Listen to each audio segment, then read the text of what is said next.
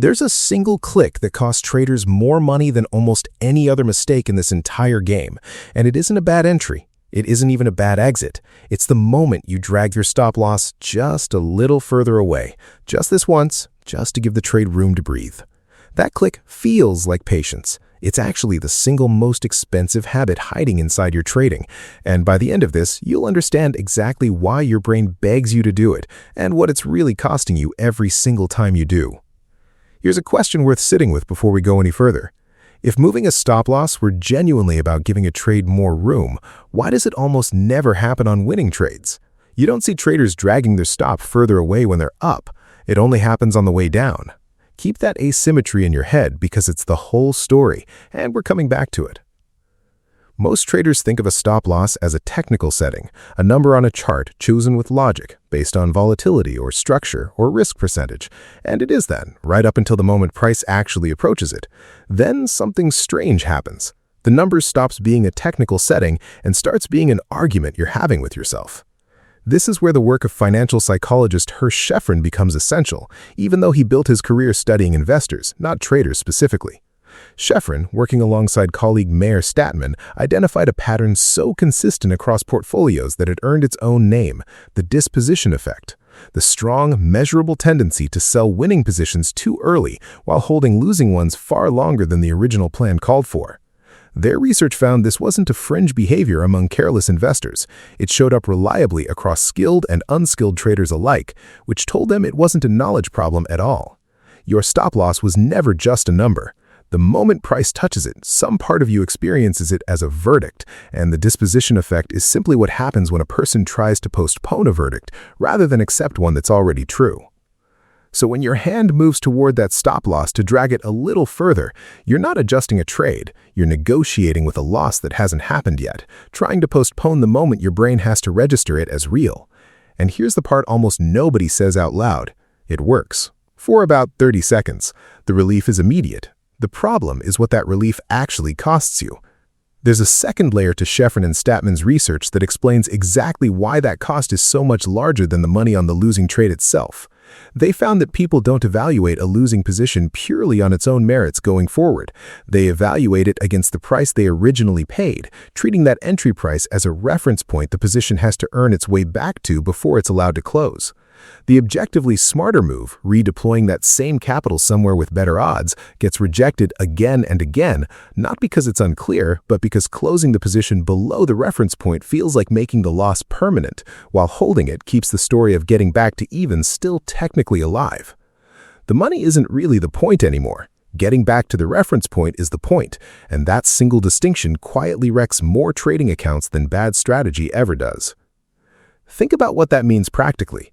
Every time you move a stop loss, you're not protecting your account. You're protecting a story, the one where this particular trade doesn't get filed away as a loss. And stories are expensive to protect because the market doesn't negotiate. It doesn't care which mental account you'd prefer the outcome to land in. Here's where the real cost shows up, and it isn't the extra pips you gave the trade. It's what moving that stop actually does to the math you built the trade on in the first place. Every strategy that works over time works because of a specific relationship between how often you win, how much you make when you're right, and how much you lose when you're wrong. That relationship is called your edge, and it only exists at the exact numbers you originally calculated it at. The moment you widen a stop loss after the fact, you haven't given the trade more room. You've quietly changed the math the entire strategy depends on a single trade in real time, under emotional pressure, which is the single worst condition under which to be doing math. Do this once and it might not matter. Do it as a pattern and something worse happens than a string of bad trades. Your worst losses stop being outliers and start being the trades where you fought hardest at admitting you were wrong that particular day. The size of your losing trade stops correlating with how wrong the setup was and starts correlating with how much your ego had riding on being right that particular day. That's a completely different risk profile than the one you built your strategy around, and it's invisible until you actually go back and measure it. Here's a way to actually see it. Pull up your last 50 trades and separate the losses into two piles, ones that hit your original stop exactly as planned, and ones where the stop got adjusted at least once before the trade closed. Most traders who do this exercise for the first time are stunned by what they find.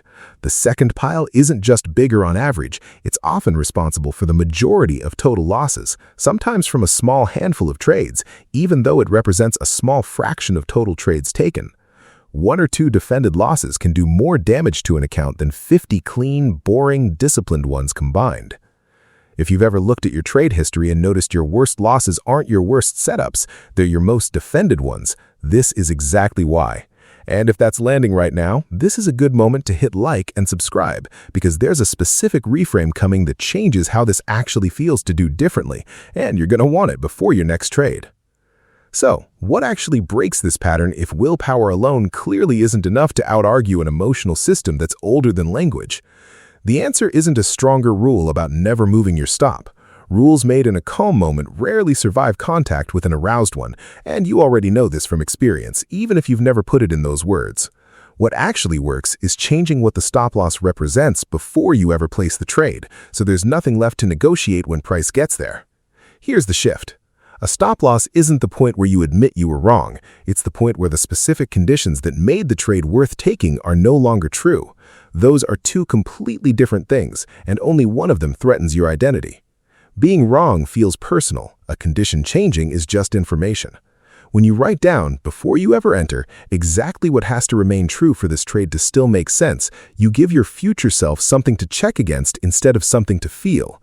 The stop-loss becomes a simple yes or no question about whether the original conditions still hold, not a referendum on whether you're a good trader.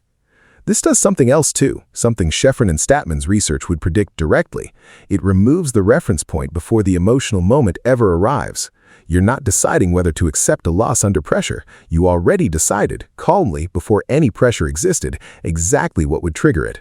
All that's left in the moment is executing a decision you already made, not making a new one while half your brain is busy defending a story about getting back to even. There's a practical reason this matters more than it might seem, and it comes from a different corner of psychology entirely.